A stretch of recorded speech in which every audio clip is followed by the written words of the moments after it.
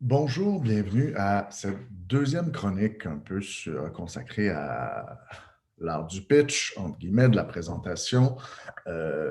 Donc, où on va s'intéresser à comprendre son contexte, à présenter en contexte. Donc, plutôt que s'intéresser au concept, il y a des éléments qui vont venir, évidemment.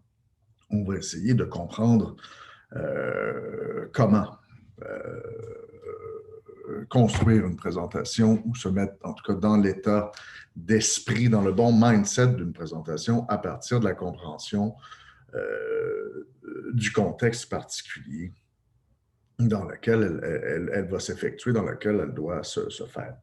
Donc, ça va impliquer, bien sûr, je vais y venir. Et comme je l'ai annoncé, donc, on regarde un peu les modèles, les éléments pour document de pitch et de présentation que je vous ai envoyés. Donc, on va se poser à terme un peu la question de télé versus cinéma, par exemple. Euh, on va commencer déjà par se poser la question de façon un petit peu plus générale. Hein? Donc, pour moi, comprendre le contexte, se mettre dans le bon état d'esprit, c'est déjà comprendre qu'est-ce qu'on est en train de faire. Et je le répète, bon, il y a des choses que je vais répéter, que je vais reprendre d'un autre angle, mais pour le bien de l'exercice. Donc, je le répète, pour moi, il y a un élément important à comprendre quand on s'en va pitcher, quand on s'en va présenter, c'est de comprendre qu'on n'est pas encore au stade où on doit raconter notre histoire. On est au stade où on doit en donner un aperçu. Un exemple on doit donner un aperçu, on doit se donner le droit de la raconter. Euh, Ça peut sembler un peu assez abstrait. Là où j'essaie de rendre ça concret ou de rendre ça clair dans nos esprits, c'est déjà en donnant un exemple, par exemple, d'un contexte de communication banal. Imaginons, c'est de l'imagination vu le temps depuis lequel on est en confinement, là, mais imaginons, par exemple, donc, une conversation de bar, une soirée entre amis, une tablée entre amis, des conversations qui vont et viennent, qui peut-être se font plus narratives, on se met à se raconter des histoires à un moment de la soirée. Bien déjà, qu'est-ce que je fais quand je pitch? Bien, à bien des égards, hein, je sollicite la parole, je sollicite le droit d'avoir à participer à cette conversation-là. Donc, si on file la métaphore par rapport à ce que je donnais, à des éléments que je donnais déjà dans la capsule sur le concept, bon, d'une certaine façon, on sollicite le droit de participer à cette conversation en cours qui est, pardon, notre culture, euh, les productions courantes, pardon, de l'industrie à ce moment-ci. Donc, pour moi, c'est un bon indicateur parce que ça nous permet de comprendre assez concrètement qu'est-ce qu'on fait quand on fait un pitch. Si vous êtes entré, bon, des conversations de comptoir dans un bar, ou bon, tablé entre amis, il y a des histoires qui se racontent. Ben, qu'est-ce que je fais quand je veux la parole? Ben, d'une part, je vais la demander. Hein, et demander la parole, ben, ça implique quoi? Ça implique déjà de jauger, bon, à qui je parle, de travailler sur une accroche. Hein, c'est le premier élément. Bon, l'élément d'accroche, d'annonce. Hein, déjà, on vient, on présente, on veut s'intégrer à la conversation. Il y a quelque chose comme de l'ordre. Ben, qu'est-ce qu'on ferait très couramment? Tu sais, je vous ai-tu raconté la fois où? Hmm? Donc, quand je fais ça, bien sûr, je ne vais pas me mettre à raconter l'histoire au complet. Il va y avoir un calibrage. Est-ce que je vous ai raconté l'histoire où je m'étais fait voler mon passeport en voyage? Donc là, déjà, il y a quelque chose. Ah, c'est intéressant, ça. Ça a l'air bon, ça a l'air intéressant. Il y a déjà un récit en germe. Il y a déjà ça pose plein de questions. On veut savoir. Hein? Ça, c'est déjà, les gens sont intéressés, j'ai réussi.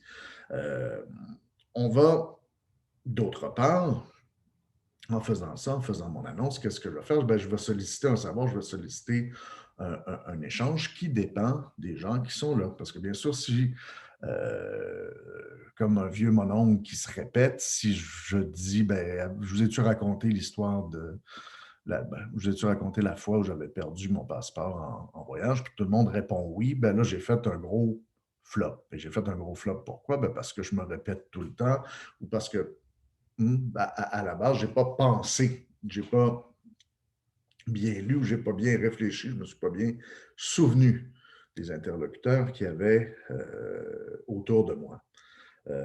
Donc, accrocher, s'annoncer en accrochant, comprendre la nature de la conversation.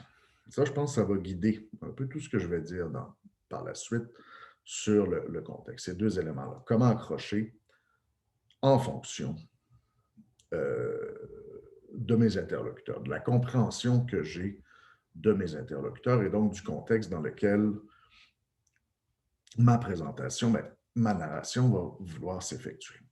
Donc, qu'est-ce que je dis concrètement? Ben, c'est ça. Si tout le monde se rappelle de mon histoire, ben, je l'ai mal choisi, mon histoire, et j'ai mal choisi quelle histoire raconter devant ce groupe-là.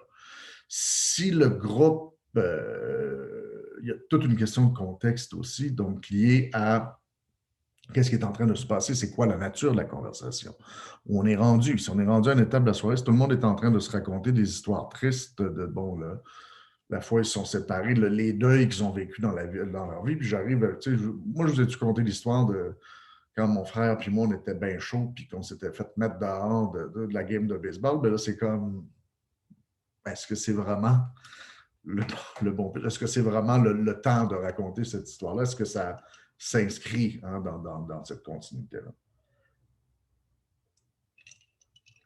Donc, je pense que vous me voyez venir assez vite avec mes très gros sabots là-dessus, là. Mais je pense que c'est important de comprendre ça, de garder ça en tête. Grosso modo, qu'est-ce qu'on fait? Quand on fait un pitch, bien, pensez à une conversation de comptoir. On sollicite le droit de parole, donc en l'annonçant, et on adapte ce droit de parole-là à un contexte particulier. On a toutes des choses à dire, on a toutes des histoires à raconter. Il faut la raconter au bon moment devant les bonnes personnes. Je passe en partage. Donc, évidemment, la première question à se poser pour présenter en contexte, assez banalement, c'est bien sûr à qui je parle. Hein? Donc, à qui je parle, je veux qu'on voit aujourd'hui, bon, donner des aperçus sur deux industries, deux milieux particuliers. Donc, en premier lieu, par exemple, celui du cinéma. Hein? Donc, dans les éléments pour documents que je vous avais donnés, qu'on peut regarder ensemble aujourd'hui, il y avait d'abord celui de America, un projet de long métrage sur lequel je travaille depuis un bout de temps avec des amis de chez Nitrofilm. Donc, dans ce cas-là, c'est l'adaptation d'une nouvelle que j'ai écrite moi-même. Donc, vous voyez comment c'est fait un peu quand je dis, bon, déjà dans cet exemple 1-là, bon, je dis long métrage, interlocuteur visé, producteur, demande de subvention. Donc, si on essaie de comprendre un peu comment ça marche, donc au cinéma, qu'est-ce qu'on va faire? On va s'adresser, bon, on va parler très souvent à des producteurs. Quand on a un projet de film, on va d'abord présenter, c'est souvent par étapes, là, ça dépend, mais donc, on va présenter un producteur, dans une logique de demande de subvention, donc d'obtention de subvention. Bon, qu'est-ce qu'on veut dire par là? Qu'est-ce que je veux dire par là? Donc, des producteurs, donc les gens qui produisent au Québec, bien, de deux choses. Ils vont nous accompagner dans le développement d'un film.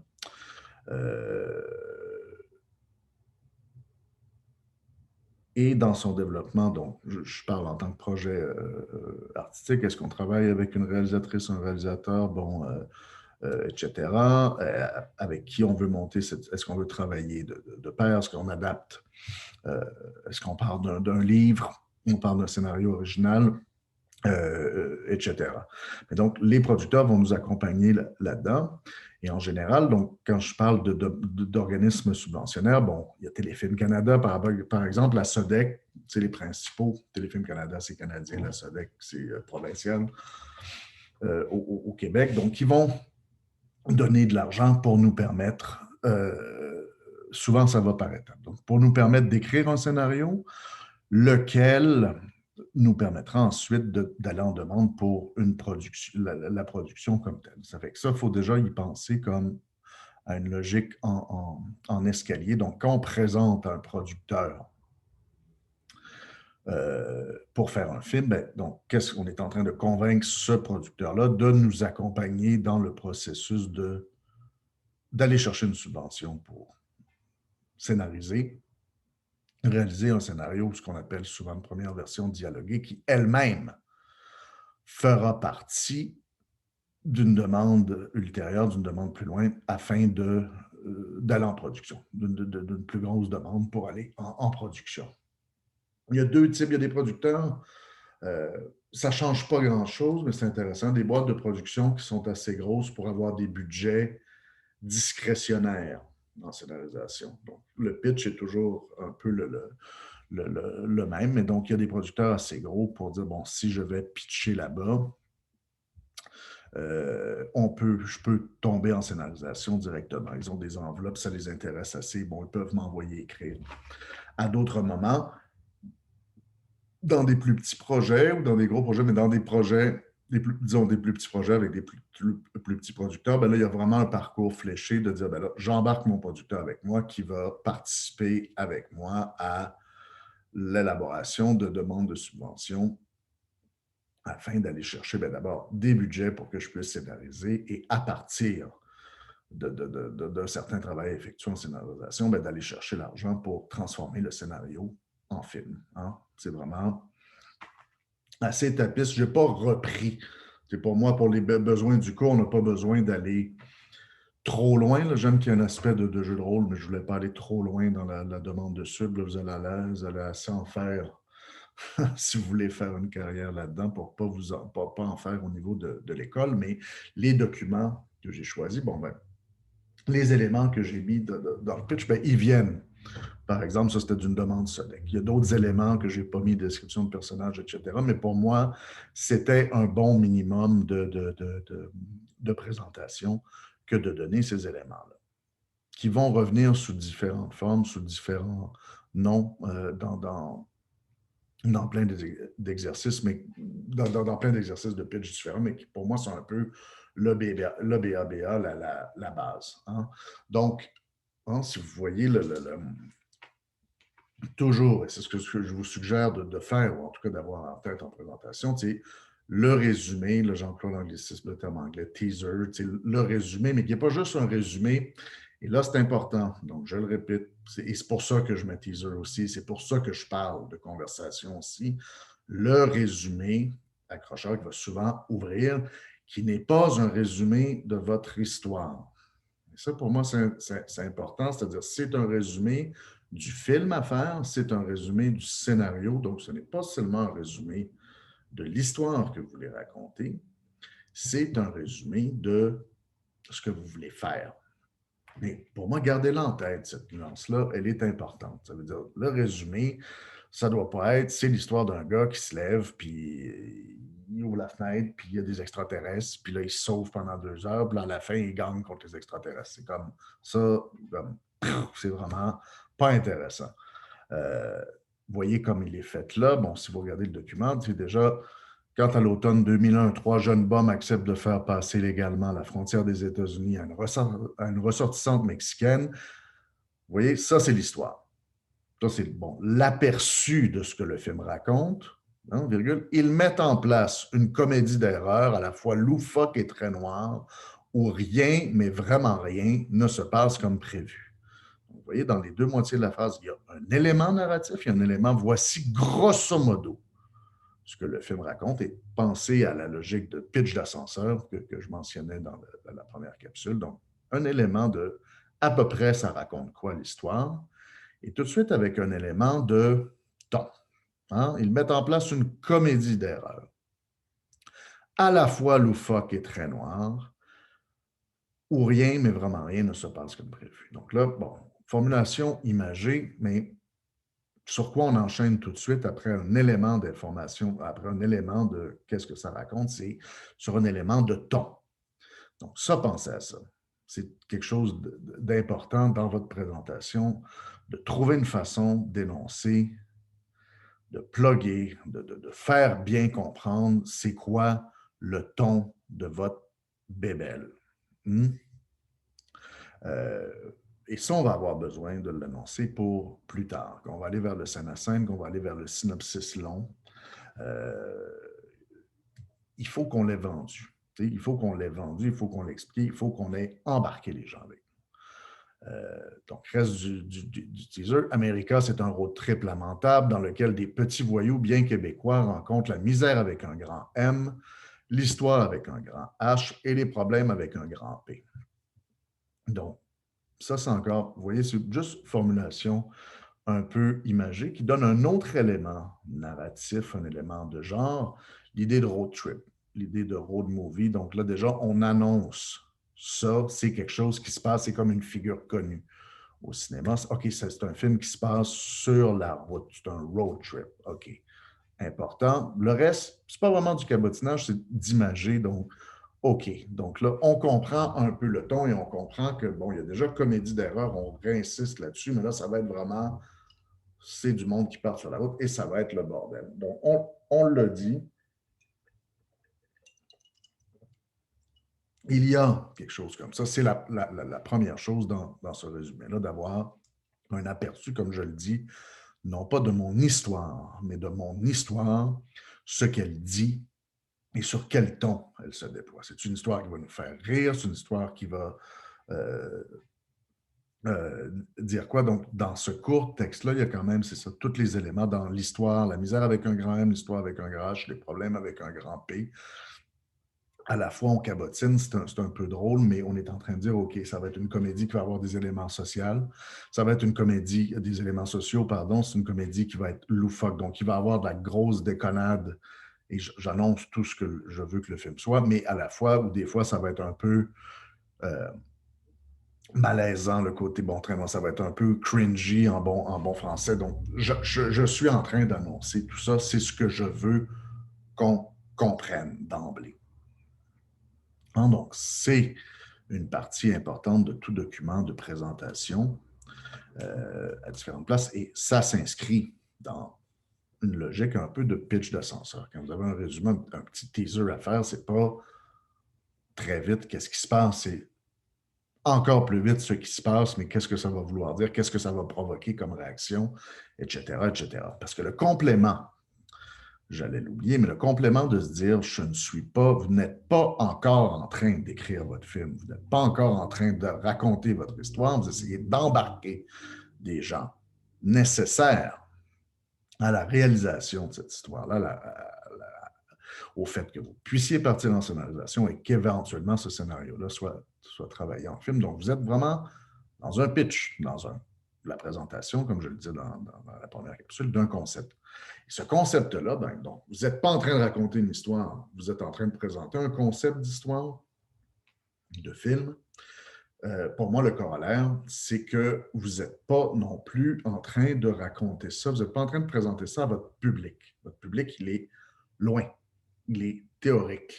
Mais vous n'êtes pas en train, c'est ça, donc vous n'êtes pas en train de raconter l'histoire de vous adresser directement à un public. Pour moi, c'est une nuance importante. Vous êtes en train d'embarquer des gens avec vous dans l'aventure. Donc, pour moi, ce n'est pas le même niveau d'implication. Ça implique, bon, je vais revenir, mais ça implique, vous allez voir, un peu plus de franchise, un peu plus de transparence à bien des égards, comme interlocution, comme façon de s'adresser aux gens.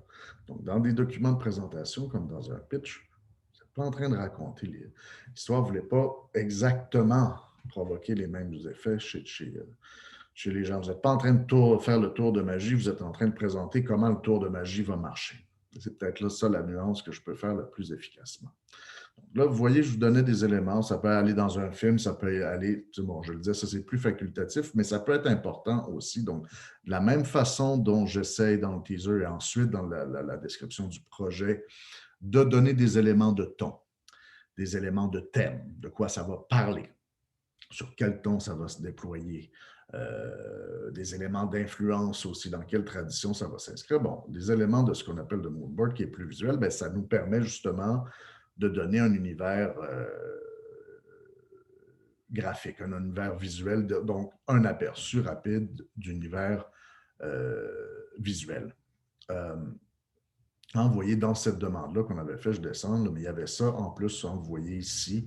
C'est juste des exemples. Faites-moi pas ça, ça va être beaucoup de travail, mais on peut avoir ces idées-là. Le mood board, des fois, ça se fait bien. Mais donc, ici, donc, dans une présentation, on avait fait un lien Vimeo, justement, avec un genre de capsule mood board dynamique, ce qui pouvait être, bon, intéressant pour des gens qu'on essaie d'intéresser, justement, à notre projet de scénario, à notre projet de film. Quand on embarque dans la description du projet, intention, des fois on va dire traitement, bon, les vocabulaires peuvent varier. On embarque tout de suite dans quelque chose, hein, si vous le voyez. Qu'est-ce que je fais là-dedans? Hein, on arrive tout de suite dans quoi? Là, je reprends, dans une espèce, donc, qu'est-ce que c'est exactement ce projet-là? Hein, vous voyez tout de suite des références. À quoi ça va ressembler? Si vous lisez dans l'ordre, quand j'arrive, deuxième paragraphe ici, deuxième et troisième paragraphe, tout de suite, affirmation du côté contemporain du projet. On est dans un projet historique, puis c'est un peu notre twist dans ce projet-là. Si vous voyez, je suis tout de suite dans les twists ici et là. Hein, du Saguenay jusqu'à Détroit, au lendemain des attentats du 11 septembre, tout ça. Donc, c'est un film historique, ça se passe en historique à focale courte, ça se passe en 2001. Et on arrive tout de suite, donc, qu'est-ce qu'on affirme? Les péripéties seront l'occasion d'effectuer un voyage dans le temps récent et pour nous, de revisiter l'époque actuelle à travers une focale courte. Un président inapte, une vaste angoisse historique et identitaire, une crise migratoire, des problèmes d'une époque pas si lointaine qui résonnent encore très fort dans la nôtre. Hein? Donc ça, c'est un aspect de twist de cette histoire-là qu'on présentait déjà, c'est que c'est un film historique, mais sur une époque qu'on n'a pas encore commencé à historiciser beaucoup et qu'on a pourtant tous vécu. Donc, c'était un peu notre trip qu'on y pensait. Ben, tu fais un film en 2001, ça veut déjà dire 2001. Hey, ça fait pas longtemps, mais il n'y a quand même pas Facebook, pas Instagram.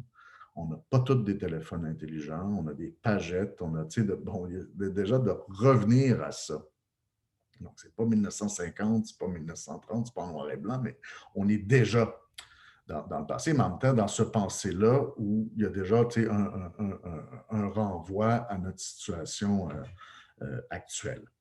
Donc, hein, je dis élément twist, élément de thème, hein, on dit donc le récit de ce road trip, bon, thème de la masculinité toxique, on va l'affirmer. Là, c'est là où je vous dis que dans ce ton-là de traitement, c'est important de comprendre qu'on ne parle pas à notre public. T'sais, mon public, quand je fais un film comme ça, ben, probablement que le concept, le mot masculinité, les mots masculinité toxique ne seront pas prononcés dans le film. C'est vraiment mon thème, c'est ce dont je veux parler, mais c'est là où je vous dis qu'on n'est pas au même niveau en pitch que quand on est vraiment en train d'écrire notre scénario, qu'on est en train de raconter notre histoire. J'embarque des gens dans mon trip, je dois être assez clair, sans être plate, sur ce que je veux dire. Hein? Donc, ça, c'est un exemple de dire, bon, il y a un premier thème important. Il y a un premier thème important qu'on veut aborder, c'est celui-là. Donc, j'y vais de but en blanc. Puis c'est important. C'est important pourquoi? Justement parce que je vais mettre ça en pause, mais quand on arrive, quand on énonce ces éléments-là dans une présentation comme celle-ci, quand on les énonce, ces éléments-là, ben, on est en train, comment dire, de mériter notre argent, d'expliquer pourquoi on devrait avoir l'argent qu'on sollicite. Parce qu'évidemment, on sollicite, qu'est-ce qu'on sollicite au final au cinéma? Ben, en cinéma québécois, on sollicite toujours à quelque égard des deniers publics. Donc, je ne veux pas dire qu'on doit faire absolument de la grande morale publique, ce n'est pas ça que je veux dire, la grande morale pour le peuple, là, qu'on doit se faire de grands éducateurs, mais il y a un côté justement important là-dedans de dire, ben là, je ne vais pas faire un film que c'est juste des gars ça brosse pendant 2 heures, ça va peut-être avoir l'air de ça au final, mais dans le fond, quel est le sous-texte? De quoi de quoi on veut parler là-dedans? Et comme les gens que je suis en train d'essayer d'intéresser sont soit le producteur, ou ça, ben, ça finalement, c'est ce que j'avais fait avec mes réels, mes producteurs pour, c'était Téléfilm, non, c'était Sodex. Ça vient de la Sodex, ce document-là. Ben, euh, là, on est en train de présenter un organisme subventionnaire. Donc, pourquoi nous donner les sous? Pourquoi on est beau pour faire? Pourquoi on est intelligent? Pourquoi ce projet-là doit exister? Hein? Donc, il faut en donner. Et il faut en donner d'une façon à ce que notre concept soit bien compréhensible. Là, je disais, tu sais, deux twists, c'est comme si, là, il vient un peu plus tard, il y a le twist un peu formel. C'est un texte que j'ai fait avec le réalisateur, mais donc il y a là un peu le twist historique, histoire focale courte, donc à la fois historique et contemporain, et sur le plan formel, ce qu'on expliquait par rapport à ce film-là, c'est-à-dire, donc, contraste entre le jeu sur la voix off à la Scorsese un peu, donc d'avoir un narrateur qui raconte son histoire mais déjà qui est contredit un peu par les événements. Donc, le narrateur est un de ces kids-là un peu perdu dans cette histoire-là. Puis en même temps, on veut que le point de vue soit féminin. On veut que ce soit celui d'America, le personnage féminin du film, donc qu'on soit plutôt à travers ses yeux, même si on entend l'autre raconter l'histoire. Ça, c'était notre twist un peu plus formel, si vous voulez, mais qui nous permettait justement de donner un aperçu avec le mood board en haut, plus avec les mots de quoi notre film, de quel bois se chauffe notre film, mais aussi de quelle manière il va être fait, quel procédé formel il va mettre en jeu, il va utiliser. Donc, petite seconde. Donc, cet exercice-là du pitch et en amont bon, de la présentation de demande de subvention, par exemple, ben, ça implique d'une certaine façon, vous le voyez là, pour l'exprimer, ce que je disais déjà, ça implique d'un peu dévoiler les cartes qu'on a dans son jeu. C'est ça qui est important, c'est de dire, vous voyez, c'est quoi ma main, qu'est-ce qu'on veut faire avec ça? On a une histoire qu'on pense qui est drôle, qui vient d'un livre qui a bien marché, bon, etc. On a ce ton-là, un ton de comédie, bon, etc. Et avec ça, on veut dire telle et telle chose et faire un film qui va avoir tel intérêt sur le plan formel. Donc, on abat ces cartes à bien des égards, et on abat ces cartes en fonction bon, de la partie qu'on est en train de jouer et qui, bon, dans le cas du cinéma, pour adopter, ça ressemble quand même pas mal, on l'adaptera à la télé, mais dans le cas du cinéma, les trois questions qu'on a à se poser pour bien articuler notre présentation et éventuellement les documents qui vont l'accompagner, ben c'est déjà, bon, à qui on parle. Hein, donc, à qui on parle? Bon, on y a répondu au producteur. Bon, dans ces documents-là, c'est carrément, ça s'en allait à la SODEC, donc à un jury de pairs, hein, donc qui évalue ces demandes-là. D'autres cinéastes, la plupart du temps, des gens de l'industrie, mais qui travaillent en fonction des lignes directrices de l'organisme subventionnaire. Et donc, si vous allez voir, vous pouvez aller voir SODEC, demande en production. Ça va vous donner des indices. Là, si vous allez sur le site de la SODEC, dans les demandes en production, vous allez avoir l'éligibilité des projets. Et puis, vous allez voir justement qui est, qu'est-ce qu'on cherche particulièrement, qu'est-ce qu'on regarde, par exemple, comme exigence, qu'est-ce qu'on valorise à telle époque, qu'est-ce qu'on recherche. Donc là, il faut y penser. À ça. Comme je vous le dis, là, je ne vous fais pas dans le détail, on n'est pas en train de travailler pour la je veux qu'on reste un peu plus libre, mais c'est ça, il y a cet intérêt-là, qui va toujours être un peu des variantes de ce que je vous disais. Donc, on doit avoir en tête de toute façon, donc qu'est-ce que je raconte, pourquoi je le raconte, c'est quoi la pertinence de ce que je raconte là. Donc, première question, bon, à qui je m'adresse et non seulement à qui je m'adresse, mais donc qu'est-ce que la personne à qui je m'adresse veut entendre. Et ça, c'est important parce que C'est ce qui va nous permettre d'aller chercher les sous. C'est ce qui va nous permettre aussi d'améliorer le projet comme tel, souvent, de l'amener un peu plus loin. Euh, donc ça peut être bon, très intéressant aussi. Il ne faut pas le voir non plus juste comme... des fois, c'est gossant, là, mais de le voir comme une violence qui nous est faite de, bon, c'est quoi vos grandes intentions, c'est quoi votre grand projet, c'est quoi que vous voulez dire, bon, etc. Des fois, on est comme, juste faire un film drôle. Ouais, mais donc, drôle, mais encore. Je veux juste faire un film épeurant, mais encore. Donc, dans le cas d'América, je me rappelle que, bon, si les gens, s'il y a des gens qui ont lu la nouvelle, c'est assez hilarant, c'est plutôt de la comédie, très, très grinçante, tout ça, mais justement pour aller au-devant des objectifs de la SODEC, tout ça, ben, je pense que quand on avait travaillé sur ce projet-là, on l'avait amélioré, on l'avait rendu plus profond. Donc, au-delà d'un film de d'autres, de brosses, puis de plans vraiment d'idiots, de petits bums à deux balles, on l'avait vraiment approfondi de façon à lui donner de l'ampleur pour qu'il passe, en espérant qu'il passe à la SODEC. Donc, qui sont vos interlocuteurs? C'est comprendre d'une certaine façon comment prendre votre projet, votre concept avec votre twist particulière, puis arriver à le présenter d'une telle façon qui va rencontrer les objectifs bon, des gens qui tiennent les cordons de la bourse, littéralement. C'est la première question. La deuxième question, dans une industrie, bon, je prends l'exemple de l'industrie québécoise, elle se poserait différemment à Hollywood, là, mais donc dans l'industrie québécoise, par exemple, donc il y a une question dans quelle fourchette s'inscrit votre demande. Donc là, il y a une question, autant il y a la question du ton, autant, des fois, je vais peut-être vous tirer la pipe un peu avec ça en présentation, mais donc il y a la question de combien ça coûte. Bêtement, là, elle va se poser comme ça en télé, je reviendrai, mais donc dans le cas du cinéma, dans quelle fourchette? Donc, par exemple, au Québec, au Canada, grosso modo, quand vous faites une demande pour aller en production, mais vous devez déjà avoir ça en tête quand vous allez en scénarisation, quand vous êtes en train de scénariser un film, il y a deux fourchettes principales, c'est en bas ou en haut de 2,5 millions maintenant. Donc, les films budgétés à moins de 2,5 millions de dollars, je sais que ça a l'air de des gros montants. Bon, je gagnais 2,5 millions de dollars, je pourrais me retirer dans mon chalet, là, mais pour faire un film, ce n'est pas énormément d'argent.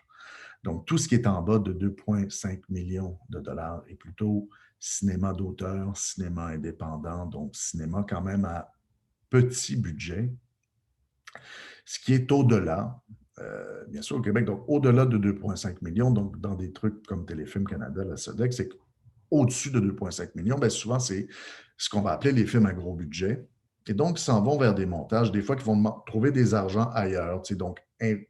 Donc, par exemple, si on veut faire des grands films, des films à grand déploiement au Québec, c'est difficile à faire de plus en plus, mais par exemple, vous avez fait il y a quelques années La Bolduc. Là, quand on veut faire un grand film historique, quand même à grand déploiement, tout ça, puis aller chercher un 10-12 millions de budget, bien là, on va aller chercher de l'argent chez Téléfilm, chez la SODEC, on va essayer d'embarquer un distributeur avec nous autres. TVA pourrait-tu nous donner de l'argent? Est-ce qu'on pourrait aller demander de l'argent à Bell, à Super Écran, qui vont y passer, etc. On va faire des montages comme ça financiers, bon, des fois même avec des particuliers, pour arriver à ce Québec, c'est rare.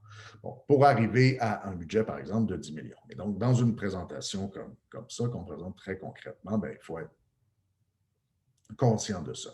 Pas parce que ça nous regarde, c'est plus les producteurs qui vont s'occuper de ça, mais déjà quand on parle aux producteurs, il faut comprendre un peu comment ça marche, qu'est-ce que ces logiques-là, elles dictent. Ah, et je pense que je l'ai déjà parlé, je ne veux pas le faire trop en détail ici, je pense que j'en ai glissé un mot par rapport à la question du concept, mais déjà comprendre le milieu, comprendre nos interlocuteurs, le contexte dans lequel on se produit, c'est comprendre ça. Donc déjà un peu quel genre de propositions on peut faire et qu'est-ce que ces propositions-là impliquent. Hein? Donc, c'est clair ici que là, vous avez une logique très, très claire qui est impliquée. Là, c'est presque pile ou face. C'est très polarisé dans la façon dont c'est produit au Québec et au Canada en ce moment. C'est que, d'une certaine façon, quand je dis moins de 2,5 millions, c'est inversement proportionnel d'une certaine façon. L'argent et les exigences commerciales slash ambition, pas nécessairement ambition artistique, là, mais disons complexité des projets. Donc, c'est clair que en bas de 2,5 millions, vous avez plus de liberté par rapport aux propos, par rapport à la complexité, par rapport à l'hermétisme de votre scénario. Vous pouvez faire des choses plus compliquées dans votre scénario, plus contestataires, plus non traditionnels, etc., non narratifs, plus problématiques, etc., etc., dans une fourchette de moins de 2,5 millions de dollars. Donc, être plus dans le cinéma d'autrice, d'auteur, une logique de cinéma indépendant. Évidemment, c'est quoi le coût direct? C'est que vous allez avoir moins d'argent. Et donc, qu'est-ce que ça veut dire? Il y a une logique très simple, je pense que j'en ai parlé, mais donc, gardez ça en tête. C'est que si on veut faire dans le plus, c'est ça, plus artistique, plus contestataire, plus compliqué, tout ça, ça veut dire que ça ne pourra pas se passer sur une station spatiale. Donc, on le voit bien, je le dis à la blague, là, mais vous comprenez ce que je veux dire, c'est que donc, ça vient avec le territoire. Si vous voulez inscrire plus dans une logique de cinéma indépendant, OK, oui, vous y allez pour moins de 2,5 millions, mais moins de 2,5 millions implique que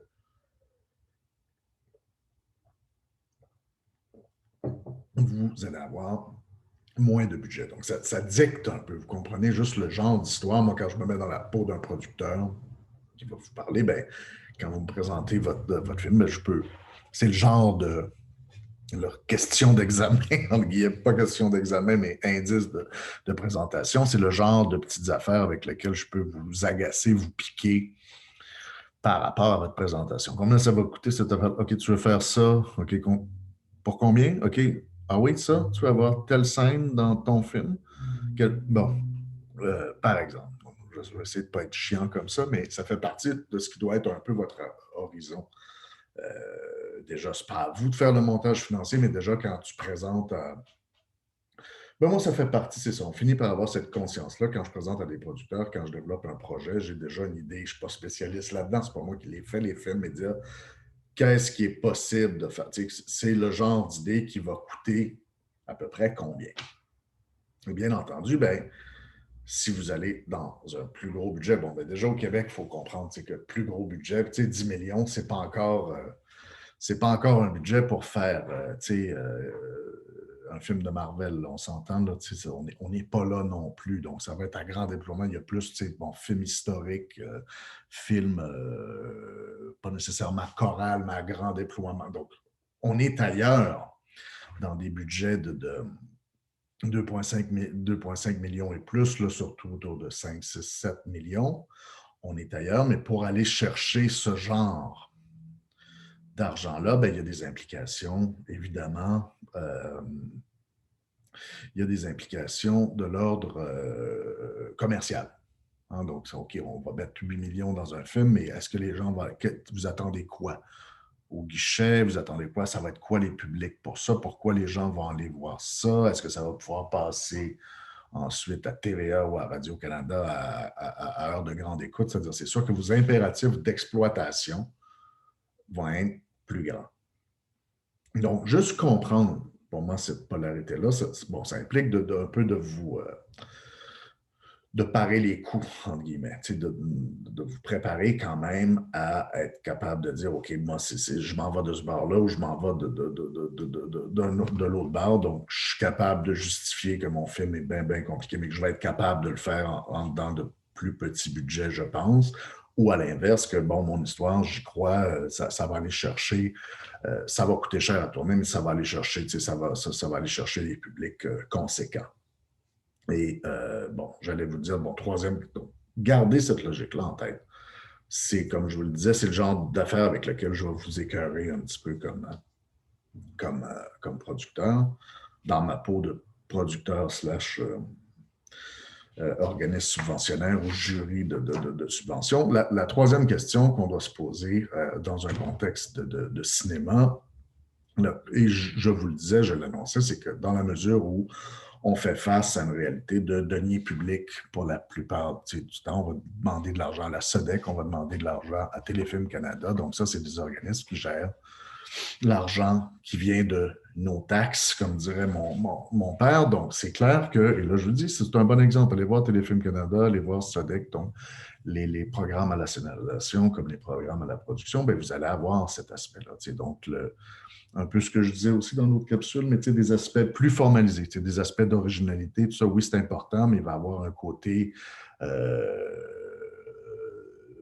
donc, un peu orienté vers le message. Qu'est-ce que ça nous dit? Donc, représentation de la société québécoise, représentation de la société canadienne, représentation des minorités en ce moment. Donc, c'est sur Téléfilm Canada, la SODEC, minorité des Autochtones, représentation des Autochtones, beaucoup. Allez-vous de ce côté-là? Allez-vous, donc, qu'est-ce que, d'une certaine façon, le public québécois, qu'est-ce que la culture québécoise et ou pan-canadienne va gagner à ce qu'on produise ce film-là. Donc là, il y a un aspect, pas nécessairement didactique, là, mais parfois didactique, mais il y a un aspect social inscrit à même ces budgets-là. Donc, il faut garder en tête un peu aussi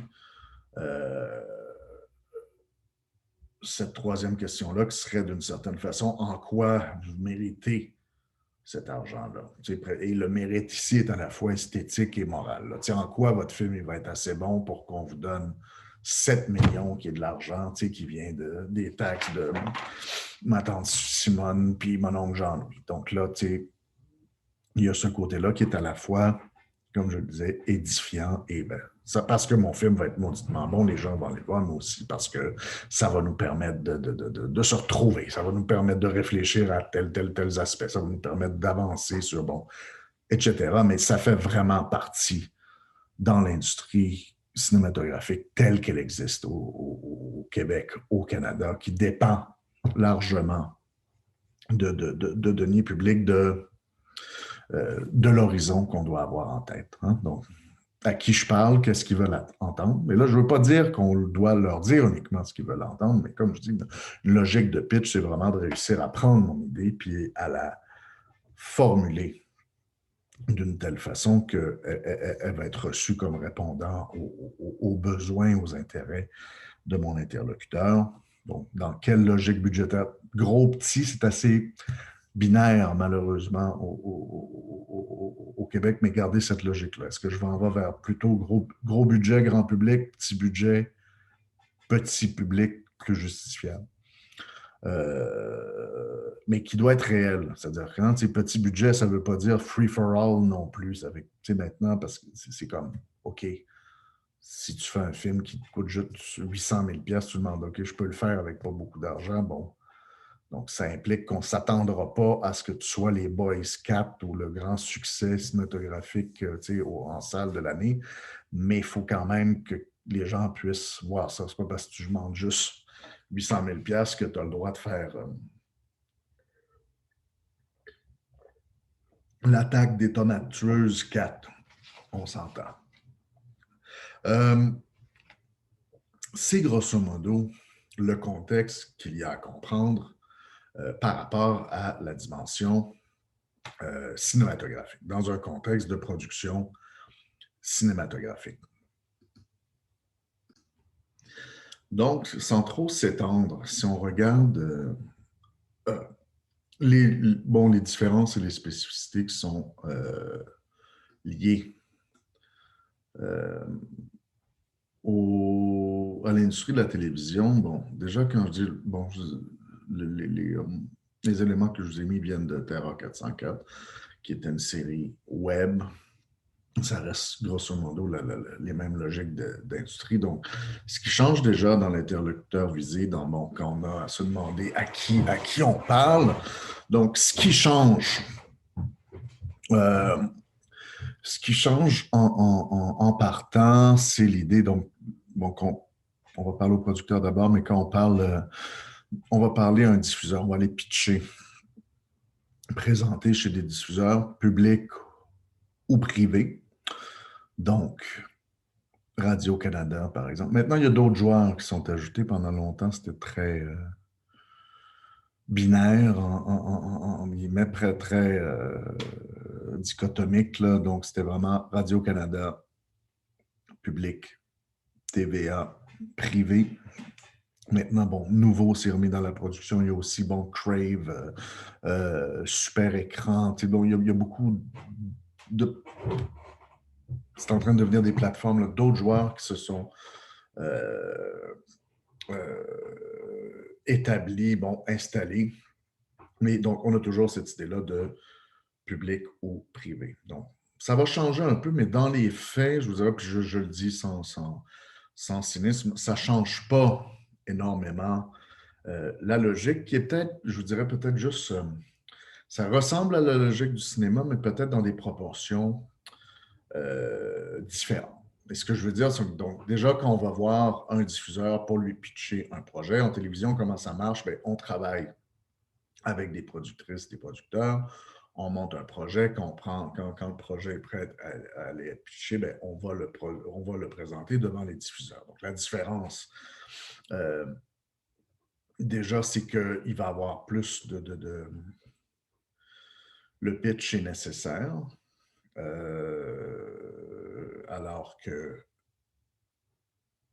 en cinéma, bien, soit on va pitcher aux producteurs, on va être en présentation avec les producteurs, mais dans une logique plutôt écrite pour aller chercher des subventions, bon, téléfilms, Sodec, etc. Donc, en télé, tout passe par le pitch.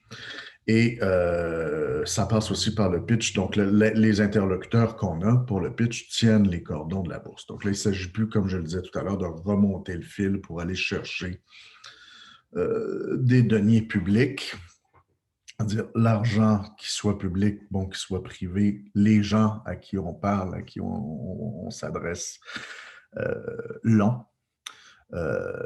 Et c'est à eux de décider s'ils vont le dépenser ou pas. Mais donc, la question se pose un peu autrement, mais se pose quand même. Donc, la question devient beaucoup plus rapidement celle des codes d'écoute et des marchés visés. Hein? Donc, il n'y a personne, comment dire, oui, je pense que la question du public visé en télévision est toujours plus criante et beaucoup plus concrète qu'au cinéma. Donc ça, gardez ça en tête si vous présentez, si vous y allez pour l'idée plutôt d'une émission de télévision, de présenter un concept d'émission de télé, c'est que c'est ça, la question du qui va regarder ça se pose de façon beaucoup plus rapide, beaucoup plus criante et de façon beaucoup plus précise qu'au cinéma. Ben pourquoi? Parce qu'ils ont des grilles à remplir. Donc, si on comprend comment ça fonctionne, en télé, on a des grilles à remplir, on a des cases horaires, des publics. Donc, est-ce qu'on le fait pour la jeunesse? Est-ce qu'on le fait tout public? Tout ça dicte plein de choix de programmation, plein de choix de diffusion. Donc, il faut être très, très conscient de ça. L'autre aspect qui est important par rapport à ça, c'est que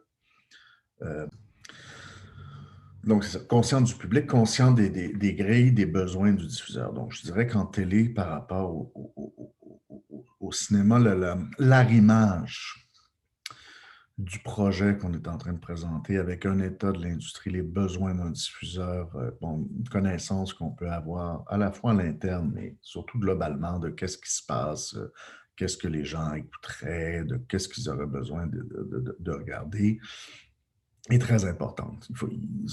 Cet arrimage-là est beaucoup plus important qu'au cinéma comme tel.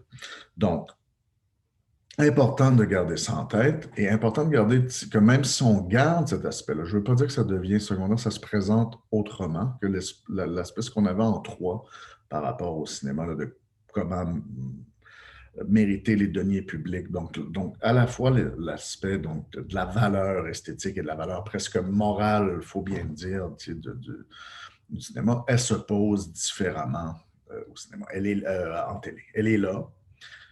Elle va apparaître.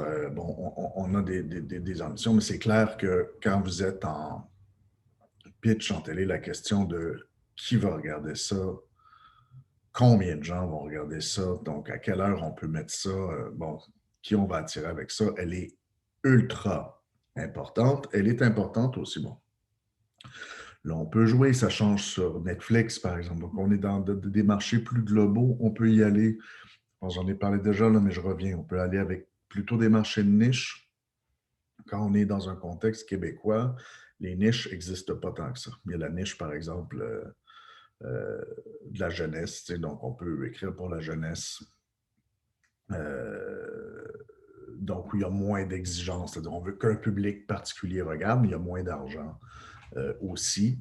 Mais quand on est dans le désir de faire de la télé à heure de grande écoute, ben, il n'y a pas vraiment de niche qui tienne. Il faut que tout le monde, si on veut faire une émission à gros budget, une fiction à gros budget, à heure de grande écoute, il faut que les gens regardent ça. Donc, il y a un impératif. C'est à la fois une force et une faiblesse en télé québécoise, mais je dis pas, c'est pas nécessairement que ce soit.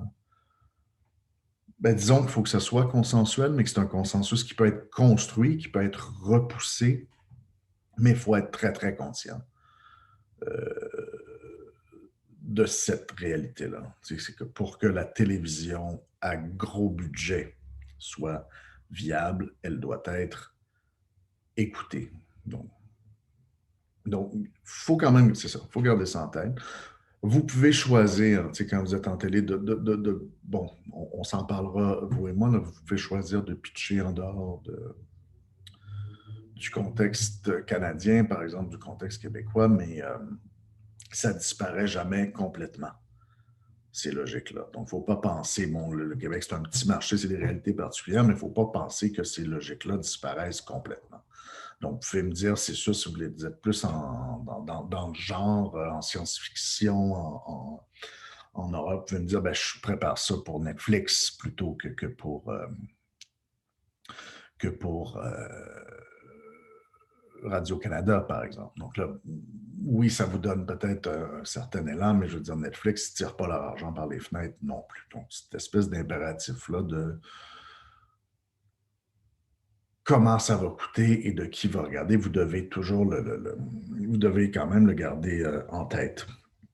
Par rapport à la télé également, donc, question 2, quand je dis la question de la fourchette qu'on avait par rapport au cinéma, quel genre de budget on veut aller, on va aller chercher. Bien, il se pose en télé aussi de deux façons.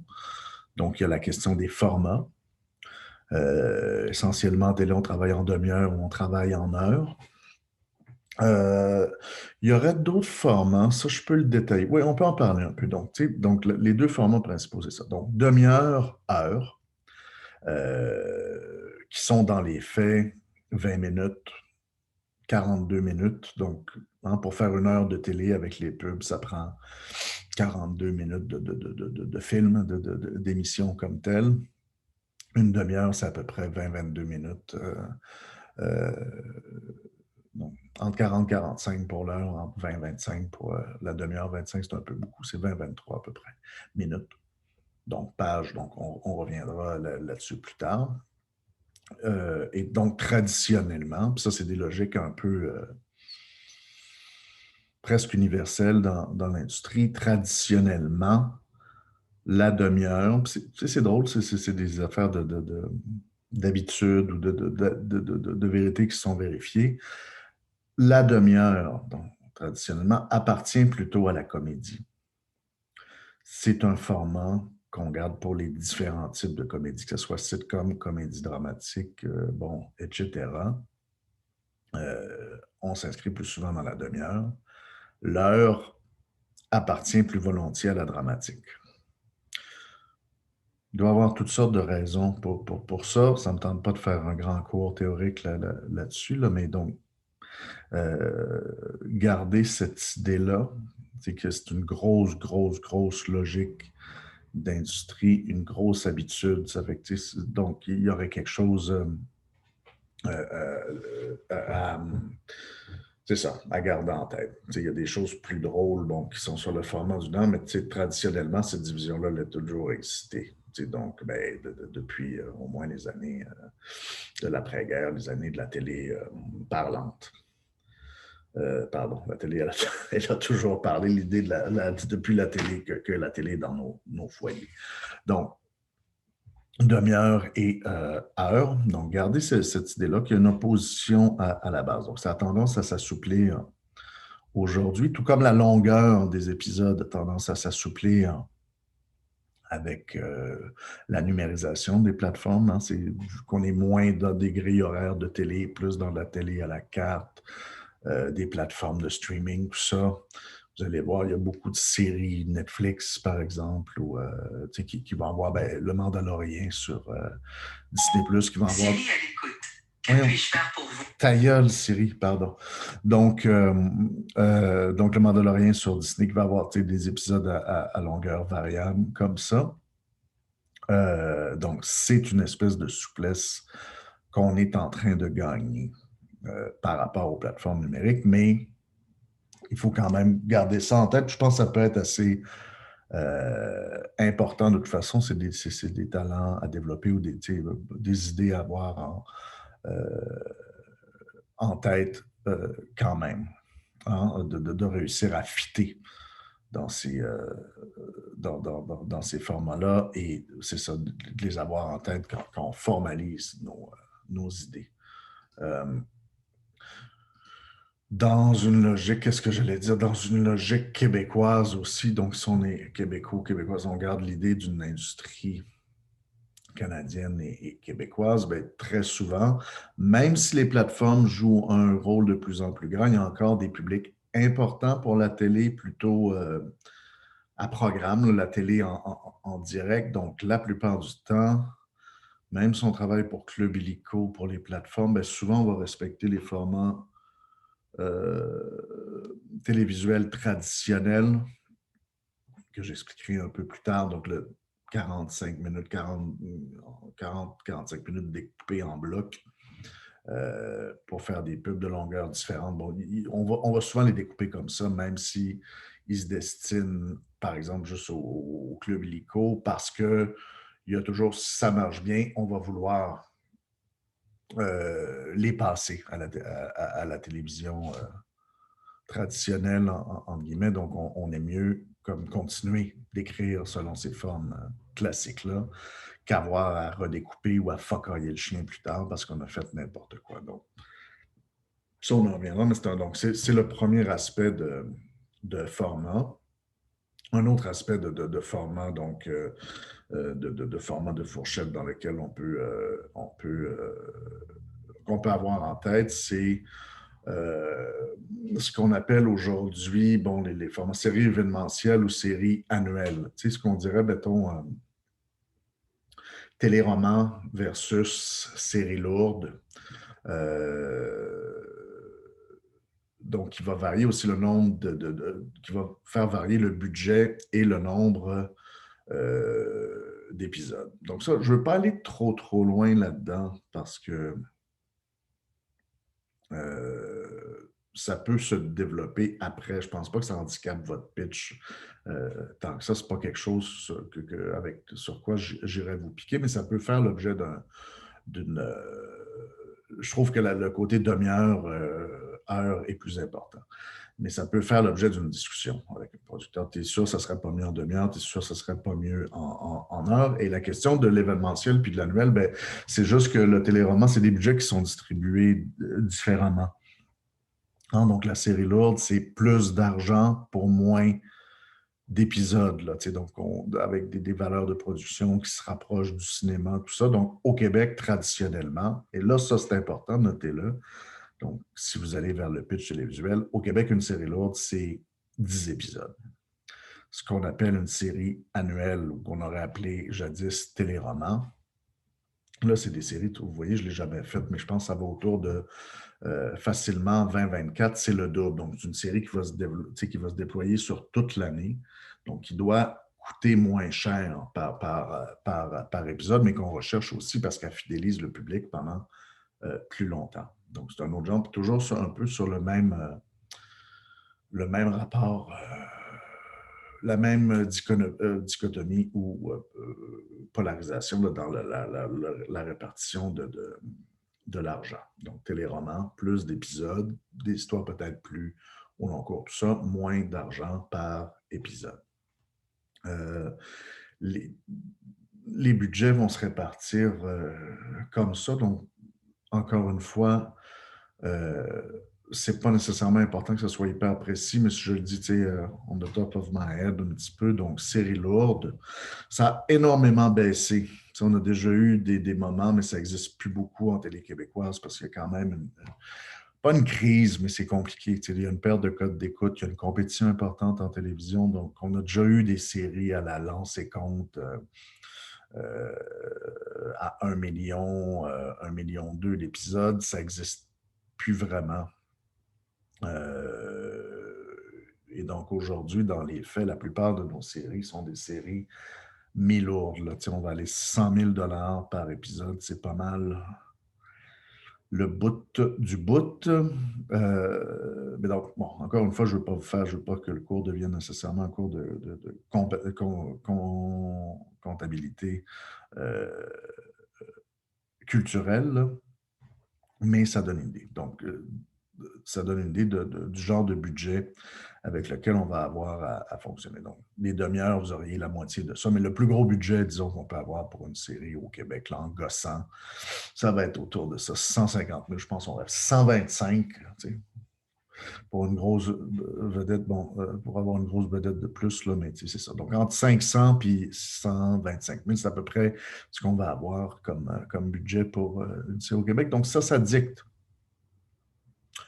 déjà qu'est-ce qu'on peut faire et qu'est-ce qu'on ne peut pas faire. Donc, et un certain nombre d'exigences. En téléroman, ben, c'est encore ça, c'est qu'on va avoir moins de budget par l'épisode. Là, c'est plus, il faut être capable d'en faire 24, 25, mais autour, idéalement, à moins de 200 000 l'épisode, de 300 000 l'épisode, même moins que ça. Donc là, ça implique, est-ce que vous allez voir souvent, il y a des, comment dire, il y a des exigences du type qui existent dans tous les formats maintenant, mais ce qu'on appelle les lieux récurrents, par exemple. Il faut qu'il y ait une partie d'action qui se passe aux mêmes places parce qu'à 625 000 l'épisode, comme à 250 000 l'épisode encore plus, ben, ça ne peut pas, les extérieurs. Dans les téléromans, on en voit à peine. Donc, dans les séries lourdes, on peut en avoir, mais même dans les séries lourdes, quand tu travailles avec des productrices, des producteurs, il va y avoir un côté, veut pas, où on sauve notre cash. Donc, où on est capable de ménager, on veut des vedettes, on veut que ça soit bien filmé, des bonnes réalisatrices, bons réalisateurs, on veut que ça look. Évidemment, on veut que ça soit, surtout en série lourde, que ça a des valeurs de production, que ça soit presque cinématographique là, dans la façon de filmer, de jouer, etc. Mais on n'a pas exactement le même genre d'argent. Donc là, où, hein, vous comprenez ce que je veux dire, où on sauve l'argent? Bien, déjà, en ayant moins de lieux, des lieux récurrents, bien, ça sert à ça. On n'est pas obligé de les monter à chaque place. S'il y a un snack bar, s'il y a l'appartement chez notre héroïne. Donc, ça, c'est le genre de réalité qu'il faut avoir en tête. Donc, ça, je peux vous écœurer un peu avec ça comme producteur quand vous allez pitcher, mais il faut avoir ça quand même en tête quand on parle de télévision. L'autre affaire qu'il faut avoir en tête, donc si on traduit, si on pense à nos points de tantôt, mais aux points spécifiques à la télévision, je pense que ce qui est peut-être le plus important, c'est de comprendre la nature un peu différente de la bête. Je pense qu'en cinéma, je vous disais, c'est un peu qu'est-ce qu'on fait en présentant, on essaie de donner envie, on essaie de donner un résumé ou un tease, une annonce assez intéressante de notre histoire pour qu'on ait envie, pour que les gens, nos interlocuteurs aient envie qu'on leur raconte et donc éventuellement même de lui donner une forme cinématographique avec nous, de nous aider là-dedans. Donc, en télé, je dirais, s'il y a elle est à la fois subtile et importante, cette différence-là. C'est que c'est moins l'histoire en télé qu'on s'en va présenter, parce que l'histoire va être variable. Évidemment, en télé, qu'est-ce qu'on présente? On présente un concept, mais ce n'est pas tout à fait un concept d'histoire. Pour moi, c'est un concept d'univers. C'est un concept de dynamique, c'est un concept de groupe. Hein? Donc, on veut moins avoir l'histoire comme telle, comme on aurait comme d'un film, que la recette, les tensions, le concept qui va amener potentiellement beaucoup de variations. Donc, c'est plus important quand on présente en télé les personnages, le lieu, le concept évidemment, mais le personnage, les personnages, les lieux, leur dynamique, que l'histoire comme telle. Parce que bon, je veux dire, il y a des raisons logiques là-dessus, là, mais quand vous y pensez, c'est assez facile à comprendre. C'est-à-dire que d'une part, en télé, un film, c'est un début puis une fin. Hein? Donc, c'est une histoire qu'on va raconter. En télé, qu'est-ce qu'on fait? On va raconter plein d'histoires. On essaie de créer un univers qui va générer beaucoup d'histoires, beaucoup de... c'est du world building, selon le terme. On essaie de construire un petit monde. Et idéalement, ce petit monde-là, ben, c'est ça qu'on crée une comédie, bon, en format d'une demi-heure, bon, un univers de comédie, ben, c'est important de dire, ben, c'est tel personnage, il y a tel personnage qui a tel caractère, puis c'est drôle parce que avec son conjoint, sa conjointe, ça marche comme ça, avec son frère, ça marche comme ça. C'est-à-dire, c'est ça qui est important de décrire parce que ce qu'on essaye de vendre, ce n'est pas quelque chose qui va avoir un début puis une fin, c'est quelque chose qui va potentiellement durer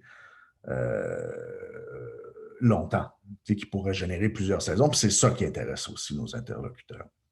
Ça peut varier. Hein? Vous voyez ça, on en parlera, celles et ceux qui veulent se lancer là-dedans.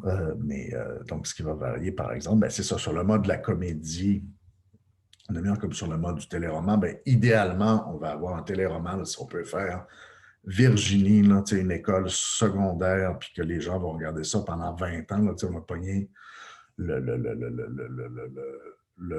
jackpot pas mal. En série lourde, ben, il y a toujours une prudence par rapport au budget. Il faut que ça soit très écouté. Les séries lourdes, ça veut qu'on est souvent en mode tirer la plug, mais ça va toujours être important. Moi, j'ai vécu ça en pitch, le côté, donc, l'histoire que tu racontes, mais surtout l'univers que tu construis. Donc, OK, ça, c'est ta première saison.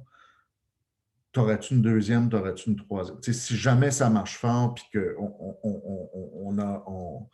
te donne, on te demande de faire une deuxième saison, as-tu des idées?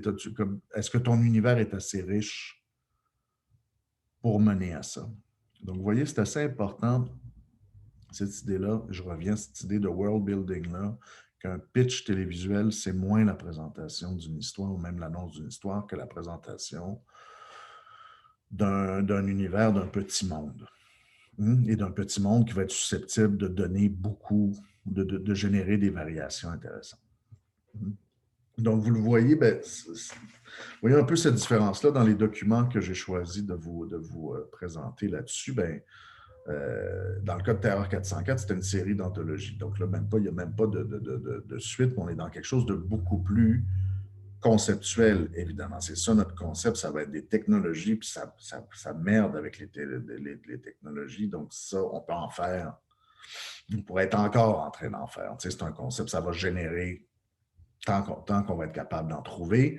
Et justement, ben, quand on faisait la description du projet concept, on est déjà capable de donner des exemples. Ça va faire telle histoire, telle histoire, telle histoire. On peut en imaginer d'autres. Donc, vous voyez que les documents ici étaient beaucoup, ils le montrent, beaucoup plus conceptuels, justement, que ceux pour America, que ceux par rapport au long métrage concernant le long métrage que je vous avais donné en exemple. Donc, c'est assez différent, mais même dans une série qui serait continue, il faudrait garder à bien des égards cet aspect-là. Donc, ce que vous venez présenter, c'est ça, c'est un monde. Vous pouvez mélanger les deux. Il y aura un aspect plus cinématographique, évidemment, là, dans une série continue. Donc, vous pourriez me donner plutôt que des exemples d'épisodes, ben, ce qui serait l'équivalent un peu de comment vous voyez ça dans une saison 1, ce qui serait votre première saison, parce que c'est toujours ça qu'on va présenter. Euh, mais c'est ça, on reste dans quelque chose qui est de l'ordre. Il ne faut pas que ça soit trop précis, en guillemets, au niveau de l'histoire comme telle. Hein, donc, présenter, donc, dans un pitch là, donc, ça serait plus intéressant, ça serait plus important, un besoin plus criant de dire c'est quoi les dynamiques, c'est quoi mon histoire. Non, c'est l'histoire de, je veux dire dans le concept, c'est l'histoire de ma famille de Yéménites qui s'en va à Chibougamau. Donc là, ce qui est important, si je pitch ça, c'est vraiment de dire, ben, comment elle est, la famille de Yémen. Comment ça se passe? Il y a combien d'enfants? Ça marche comment avec le mari et la femme? Quand ils arrivent là-bas, c'est qui les gens qu'ils rencontrent? Il y a telle personne à, à l'immigration là-bas, au village, c'est qui les accueille. Donc, il y a telle personne qui a plein de préjugés, mais qui a un bon fond. Il y a un autre qui est lui qui est le vrai ennemi. Bon. Mais vraiment, de présenter ce petit monde-là de façon à ce que je comprenne en vous écoutant comme, OK, ça va faire de la bonne télé. Ça va faire, je sais où on s'en va. Donc, c'est moins important de savoir où on va finir parce qu'idéalement, si on a un grand succès, on va en faire pendant des années. Donc, c'est moins important de savoir où on va finir que d'avoir un bon background, un bon univers, puis de me laisser deviner comme producteur, comme diffuseur, toutes les variations que ça pourrait mener. Donc c'est ce que je vous montrais un peu dans les documents par rapport à Terreur 404, là, qui est une série d'anthologies, mais c'est avec ce concept-là de cauchemar technologique. Donnez-moi une technologie, puis on fait la pire affaire qui pourrait vous arriver, la plateforme. Mais là, quand on en a déjà comme une idée là, on va vous en faire plein. Donc, ça validait notre concept. Donc, dans le cas d'une série plutôt continue, qu'elle soit sur le mode de la comédie, qu'elle soit sur le mode du drame, c'est important d'avoir un aperçu de ce qu'on va faire dans le cours. Et donc, j'en parlerai plus spécifiquement aux gens individuellement, mais j'en ferai une capsule éventuellement aussi là-dessus. Là, ce qu'on va faire dans le cours, donc en mode télévision, c'est donc garder en tête que pour le pitch, pour l'exercice du pitch comme tel, c'est les pratiques d'industrie. Donc, pour l'exercice du pitch comme tel, qu'est-ce qu'on fait? Ben, on présente notre univers, on présente notre concept. Ça serait ça, mon émission, ça serait ça, les tensions, les thèmes. On garde toute cette idée-là. Et souvent, ben, ce qu'on va faire, ben, c'est ce que je vous disais qui est une pratique d'industrie, c'est d'arriver avec un premier épisode, avec un pilote, pour bien... Donc, on a le concept, on a décrit, bon, même chose que pour le cinéma, important d'avoir le ton, de bien trouver le moyen de dénoncer ici, c'est quoi le ton, c'est quoi l'énergie particulière, c'est quoi les thèmes aussi qu'on va aller chercher. Donc, tout ça, ça doit être nommé. Je suis en train de perdre mon idée, bravo Samuel. Mais j'allais dire, c'est ça. Donc, en télé, plutôt de penser en termes de direction pour le pitch. Donc, voici un peu mon univers, voici mes personnages, et voici, je vous laisse deviner, ou voici à peu près où ça peut aller. Hein? Donc, ça, c'est important pour le pitch à proprement parler. Et donc, le travail qu'on va faire, nous, donc, on va le faire à rebours, mais ce serait ça c'est ça qui va être intéressant. Donc, on part du pitch, donc, pour aller faire ce premier épisode-là, qui, c'est là où je dis, on fait de la rétro-ingénierie un peu, là, qui, dans l'absolu, ben, c'est ça qu'on ferait producteur ou diffuseur, par exemple. Donc, dans l'absolu, on va aujourd'hui chez un diffuseur avec un premier épisode sur le bras, mais de cette façon-là, c'est-à-dire on commence par une présentation orale, ensuite on donnerait, s'ils sont intéressés, les documents qu'on a réalisés avec un premier épisode, parce que finalement, c'est la meilleure accroche, la meilleure annonce d'avoir ce premier épisode-là qui va à la fois dicter le ton, montrer les interactions avec les personnages, qui va vraiment faire un peu la vitrine pour la série qu'on voudrait faire. Donc, c'est ce qui est intéressant de faire, mais déjà en allant vers donc, les scénaristes du groupe donc, qui veulent travailler plutôt sur de la télé, il faut garder ça en tête que comme à l'étape du pitch qu'on va faire vous et moi, ensemble. Donc, à la première étape, c'est plus important de définir votre univers, de définir vos personnages, que de penser à l'histoire. On s'en va là, évidemment, mais on va y revenir et on va définir que c'est quoi la bonne façon d'écrire un pilote, parce que c'est un petit twist qui n'est pas si simple que ça, mais qui va mériter des explications précises là, sur comment on construit un pilote à partir du moment où le pilote sert un peu de bande-annonce, d'une certaine façon. Hein, donc, je pense que je vous l'avais dit dans les groupes, moi, des fois, mon premier épisode de pitch, c'est pas nécessairement celui qu'on va tourner. T'sais, un épisode, une V1 de pitch, un épisode de pitch, ben, il sert des visées particulières qu'il faut comprendre. Donc, on en reviendra là en allant vers le scène à scène. Là, ça n'appartient pas à ce premier exercice-là, mais ce que je tenais à vous dire comme particularité, et je sais que je me répète, c'est vraiment cet aspect-là.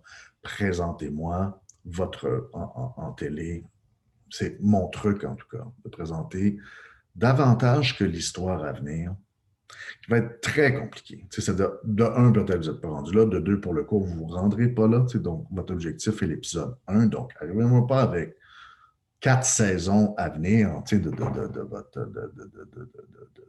votre série. De toute façon, même un diffuseur, un producteur, ça le refroidirait parce qu'on veut que ça se fasse en interaction, on veut que ça soit réactif. Là. Ça fait que vous avez l'impression donner l'impression que vous avez 10 saisons dans votre tête. Je ne sais pas comment vous feriez ça.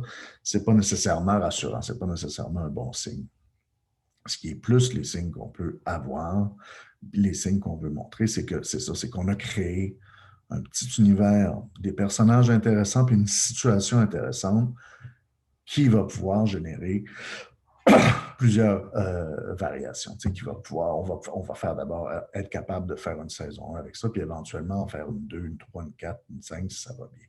Donc ça, c'est un petit twist particulier. Donc, bien sûr, je ne taperai pas à coups de règle sur les doigts là, si c'est pas maîtrisé. Ce n'est pas nécessairement facile à faire, mais c'est quelque chose qu'il faut garder. C'est comme un peu question d'examen, entre guillemets, c'est-à-dire garder ça en tête. C'est là, des fois, qu'en mettant mon chapeau de producteur ou diffuseur, je peux vous piquer un petit peu. Comme, es-tu sûr que ça, tu peux faire vraiment, on fait-tu 10 épisodes avec ça? On peut-tu faire, si on est plus en mode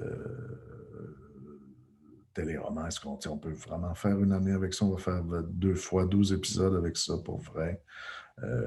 T'as-tu assez de personnages, t'as-tu assez de sous-intrigues, bon, etc. Je ne pense pas que beaucoup d'entre vous, je ne vous recommande pas nécessairement d'aller dans la forme de la série annuelle du téléroman parce que d'une part, je la connais moins, puis c'est un peu, on est loin de notre profil. Là. Je pense que si on se concentre sur la série l'autre, ça va être plus productif, mais sur la série l'autre, moi, ça m'est arrivé. En pitch, c'est un exemple là, de genre d'affaires où tu peux être décontenancé un peu là, de dire, OK, que tu t'en vas avec quoi? Tu t'en vas où avec ça? Si c'est une série policière, il peut y avoir le côté, est-ce que vraiment il y a assez d'éléments pour que cette enquête-là se déploie sur 10 épisodes puis qu'on arrive à la fin sans avoir deviné avant? Que les policiers, comme c'est qui le meurtrier, par exemple. C'est un exemple que je donne, mais c'est un peu ça les enjeux qu'il peut y avoir pour un producteur ou un diffuseur qui entend un scénariste présenter. C'est le côté, bon, est-ce qu'il y en a? Est-ce que c'est assez riche? Est-ce que l'histoire peut se déployer assez longtemps ou surtout votre univers? Est-ce qu'il y a assez de sous-intrigues? Est-ce qu'il y a assez de personnages? Bon, pour dire on va avoir 10 bons épisodes avec des punchs, des révélations, etc. Donc, gardez, j'ai pas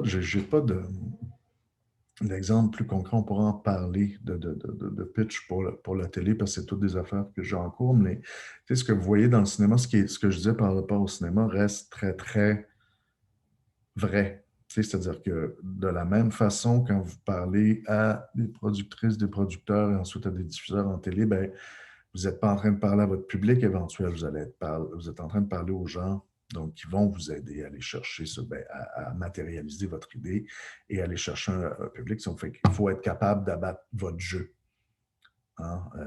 Donc, quand vous expliquez c'est quoi votre concept de télé et éventuellement, bon, l'histoire que vous proposez de raconter, ça fait que si Luke Skywalker est le fils de Darth Vader dans votre histoire, ben, il va falloir que vous le disiez à un moment.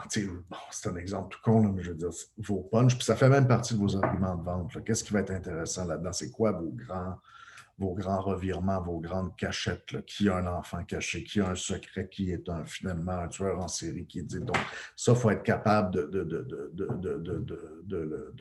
le dire, puis d'avoir un peu ces pyrotechnies-là, là, donc, un peu ces petits feux d'artifice-là quand on présente une série. Donc, voici mon univers, voici qu'est-ce qui va se passer dans la saison, mais voici aussi où il y a des bombes qui vont sauter dans cette saison-là. Puis quand je veux dire au propre comme au figuré, là, où les spectateurs vont avoir la mâchoire décrochée devant leur épisode. Donc, qu'est-ce que vous êtes en train de mijoter là-dessus? Ben, ça fait partie de ce que vous devez inclure dans votre pitch. Là, puis dans votre pitch, pas nécessairement dans vos documents de présentation, mais aussi dans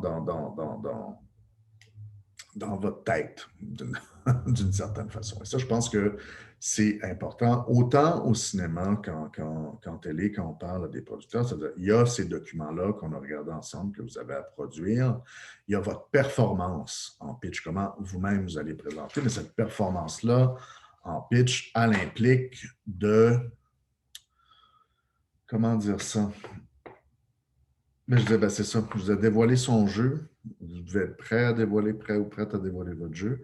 Vous devez avoir des atouts dans votre manche là, pour filer vous devez avoir des cartes dans votre manche en pitch avec des affaires comme moi, si je m'en vais en pitch avec ça, ben, je l'ai écrit, c'est les documents officiels qui peuvent circuler. Il n'y a pas de punch qui sont vendus là-dedans. Mais moi, quand j'arrive en pitch, il y a des affaires qui ne sont pas écrites là, que j'ai dans ma tête, puis que je peux sortir si besoin est. Donc, des punchs, des projets pour la saison 2, des projets, des projets pour l'avenir, où ça pourrait aller, etc. Donc, il faut être capable de déborder. Je pense que d'être capable de faire bien nos documents de présentation, ça montre qu'on a couvert toutes les bases, mais je pense que dans l'exercice du pitch comme tel, c'est un conseil, gardez-vous des atouts dans votre manche. Il faut être capable de on ne sait pas d'où les coups vont venir. Hein. C'est un peu comme un gentil procès, mais il y a un côté, OK, donc ça va être quoi les questions? C'est pas d'où les coups vont venir. Fait qu'il faut être assez réactif là-dessus, mais je pense qu'il faut avoir, c'est ça, des cartes, des atouts dans sa manche pour être capable de dire, OK, c'est peut-être pas sur papier, vous avez peut-être lu ou pas les documents, mais si vous les avez lus puis que déjà vous êtes intéressé, il faut en avoir à donner dans la présentation orale, dans le pitch comme tel. Donc,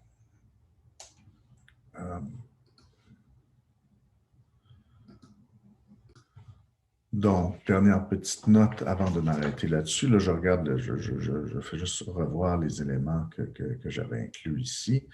Et donc, vous voyez, je le dis encore, le Terror 404, c'est une série d'anthologie. C'est un cas un peu particulier. Mais, donc, il fait que la seule différence, c'est ça. Ce qui fait que le concept prend plus de place.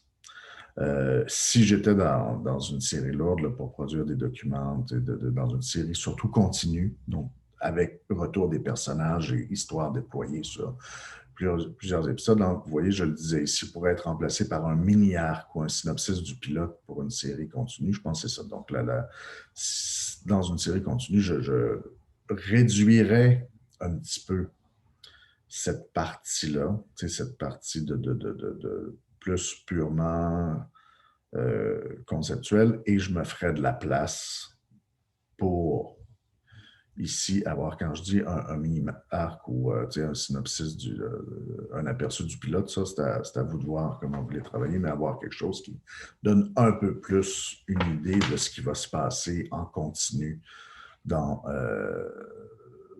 cette série-là. Donc, et là, on peut s'inspirer un petit peu plus de ce qu'il y avait de synopsis que vous avez déjà fait. Là, on serait dans une logique de synopsis de toute façon. Donc, de synopsis de ce que vous avez fait ou du traitement en termes télévisuels, en termes cinématographiques, on avait un peu plus haut là, de la description d'intention au cinéma.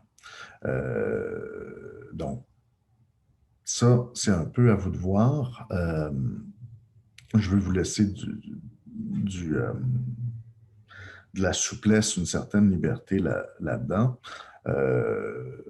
Ce que je dirais par contre, c'est toujours, ben là, je me répète, mais ce que je dirais par contre, c'est toujours d'être capable d'abattre vos cartes et de me donner envie, non pas de savoir, de connaître l'histoire. Je suis un producteur, je suis un réalisateur, je suis un diffuseur, je vais la faire avec vous, l'histoire. Tu sais, je vais vous donner les moyens de la faire. Donc, il ne s'agit pas de garder son jeu près de sa poitrine, de garder, c'est de cacher son jeu, mais d'être capable ici de le présenter de façon à ce qu'il soit, à ce qu'on puisse l'imaginer, à ce qu'on puisse s'embarquer. OK, les spectateurs vont capoter. Je vais avoir ça en tête, mais pas nécessairement que vous me preniez comme pour quelqu'un du public. J'ai besoin. Bon, montrez-moi les ficelles, montrez-moi en quoi ça va être intéressant, quand est-ce qu'il va y avoir telle révélation. C'est important de garder ça en tête. Et je pense que ça fait partie aussi de cette logique-là en télévision. Mais justement, on est en train on imagine un univers, il va y avoir plusieurs épisodes, il va y avoir éventuellement plusieurs saisons, mais en tout cas, quand on présente grosso modo, pas grosso modo, on présente la première saison. Donc, qu'est-ce que ça veut dire présenter la première saison? Ben, c'est déjà arrivé. Notre précision, elle doit arriver. Donc, il doit y avoir une ouverture sur d'autres saisons, mais un contrôle de dire, en tout cas, j'aurai une possibilité d'en faire d'autres. Mais déjà, dans la première, c'est celle que je viens de vous présenter. Donc, je sais où je m'en vais dans une première saison. Et en même temps, je vous donne l'aperçu de ce que c'est vraiment ma série à travers une connaissance plutôt intime, une présentation plus détaillée de ce que serait mon premier épisode. Donc, c'est vraiment l'idée à avoir en tête, d'autant plus qu'on va s'en aller vers la rédaction de ce premier épisode-là. Donc, gardez tout ça en tête et de cette façon-là, je pense, donc, venez-vous-en vers la présentation avec cette idée-là, le concept, avoir bien développé votre concept, avoir bien compris, ben là, le contexte, il est variable, mais donc, il va falloir qu'on soit capable que ça fasse partie d'une certaine façon de votre présentation, de dire, c'est quoi? Qu'est-ce que je fais un film, je fais une série? De quel genre, pour quel public? Donc, d'une certaine façon, je vous laisse définir un peu qui je suis, moi, dans ce rôle, dans ce jeu de rôle-là. Donc, quel genre d'interlocuteur je suis? Suis-je diffuseur, producteur de cinéma? Donc, en tout cas, plutôt télé, bon, faut que vous soyez capable, c'est ça, de l'énoncer vite pour que on puisse réaliser l'exercice dans cette optique-là, dans l'optique de ce que vous avez choisi comme format, genre, etc., dans lequel vous inscrire. Donc,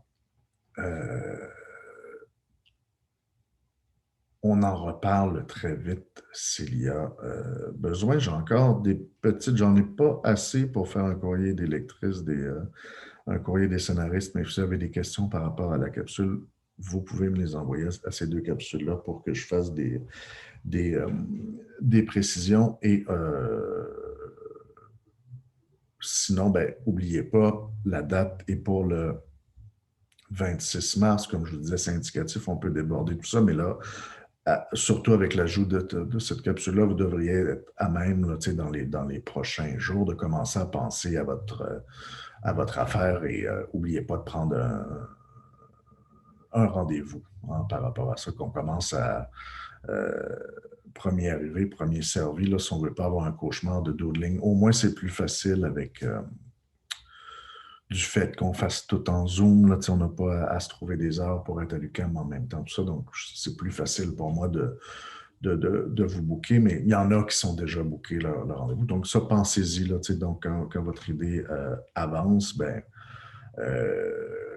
d'une part, si vous avez des interrogations par rapport à votre idée à vous par rapport à ce que j'ai dit dans cette capsule-là et la précédente, ben, vous pouvez me parler avant le pitch comme tel. On peut, si vous avez des questions, m'adresser les questions, que j'en fasse un courrier des lecteurs, mais il faut commencer à prendre le rendez-vous comme tel pour que vous puissiez faire votre exercice de pitch sans trop tarder. Donc, moi, j'ai des temps libres. Je vous attends, là, mais donc, premier arrivé, premier servi. Pensez là, quand vous allez être avancé, n'oubliez pas de bloquer une case horaire à un moment donné. Hâte de vous lire, hâte de vous entendre. Merci.